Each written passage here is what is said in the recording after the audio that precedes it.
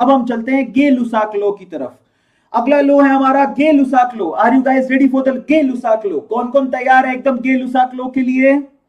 गे-लुसाक law के लिए कौन कौन तैयार है? मैं पानी का एक घूंट पी लेता हूं। अपनी मम्मी को आवाज लगाओ, अपनी मम्मी को आवाज लगाओ, बोलो कि पानी दे दो। सर जो है फटाफट से बोल रहे हैं और हमें कवर करा रहे हैं। मैं बैठ के खाना वाना खा लेता हूं। एक बार चैट में लिखो कौन कौन गे-लुसाक लॉ के लिए तैयार है। Who is ready for the Gay Lussac law? Come on dude, लिखो अभी के अभी। चलो तो रेडी, 1 2 3 गे-लुसाक लॉ शुरू करते हैं बेटा।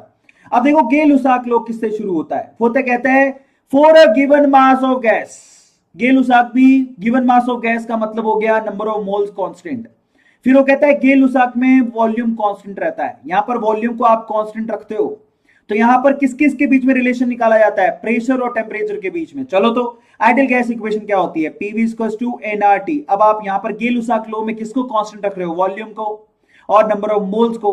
तो यहां पर प्रेशर किसके प्रोपोर्शनल होता है? टेम्परेचर के। तो गे-लुसाक लॉ में pressure is directly proportional to temperature. Proportionality sign हटाओगे तो क्या लिखोगे? P equals to K into T। अब यहां पर इसका कंपैरिजन करो, y इक्वल्स टू क्या लिखोगे? M into x. जो ग्राफ बनाओगे वो कैसा बनाओगे? y एक्सिस में प्रेशर लगाओगे, x एक्सिस में टेम्परेचर लगाओगे, एक लाइन बनाओगे जिसका स्लोप क्या होगा? K। Slope of the line क्या होगा? K। कंपैरिजन करो। चलो कंपैरिजन में आपको यहां पर साफ पता लग रहा है P इक्वल्स टू क्या होगा? NR by V into T। तो अगर मैं कंपैरिजन करूं इक्वेशन नंबर 1 और इक्वेशन नंबर 2 का, तो इन दैट केस मुझे साफ साफ दिखाई दे रहा है कि जो K की वैल्यू किसके बराबर होगी? NR बाई V के। इसका मतलब K की वैल्यू एंटी प्रोपोर्शनल है V के। मतलब अगर आपने वॉल्यूम बढ़ाया तो K की वैल्यू कम होगी, मतलब स्लोप घटेगा। समझ में आ गया? तो अब जरा समझो, ये बड़ी कलाकारी का काम है। मैं मान लेता हूं कि यहां पर वॉल्यूम V1 था। अब अगर मैंने मान लो कि वॉल्यूम V1 से कितना कर दिया? V2 की वैल्यू ज्यादा है तो स्लोप घटेगा, तो लाइन नीचे की तरफ आएगी। ये समझो इसको, ये V2 होगा। अगर मैं बोलूं वॉल्यूम बढ़ाया है तो पक्का स्लोप घटेगा, तो आपकी लाइन नीचे की तरफ आएगी। अब मैं आपसे एक सवाल पूछूंगा, सब लोग जवाब देना।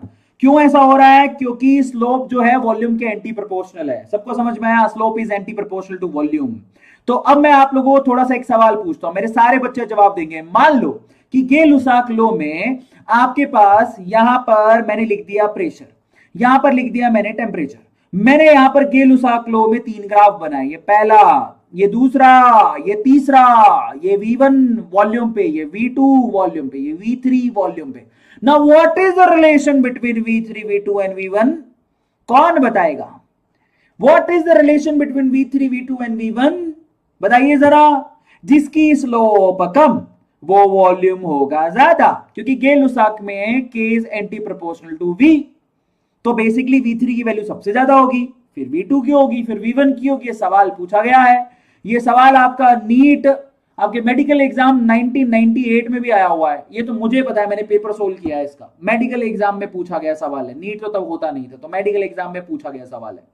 चलो मैं आपको इसकी फटाफट से गुफ्तगू करवा देता हूं इसकी। तो चलो गे-लुसाक लॉ क्या होता है? गे-लुसाक लॉ में आप क्या करते हो? Number of moles of pressure को कांस्टेंट रखते हो, जिसमें number of moles of volume को कांस्टेंट रखते हो। इसमें प्रेशर टेम्परेचर के डायरेक्टली प्रोपोर्शनल होता है। P इक्वल्स टू KT भी लिख सकते हो। आया समझ में? या फिर P by T equals to K लिख के इसको आप यूज भी कर सकते हो। P1 upon T1 equals to P2 upon T2 करके आप इसके सवाल सोल्व कर सकते हो। यहां पर K क्या होता है बेटा? K स्लोप होता है। सबको समझ में आया? अब आप ग्राफिकल रिप्रेजेंटेशन चेक कर लो कि मान लो मैंने V1 ग्राफ पे ये बनाया, ठीक है, V1 वैल्यू पे ये ग्राफ बनाया, V2 वैल्यू पे ये ग्राफ बनाया, V3 वैल्यू पे ये ग्राफ बनाया। तो सबसे बड़ा वॉल्यूम कौन सा है? जिसकी स्लोप सबसे कम है, यानी कि V1 सबसे बड़ा है, फिर V2 आएगा, फिर V3 आएगा।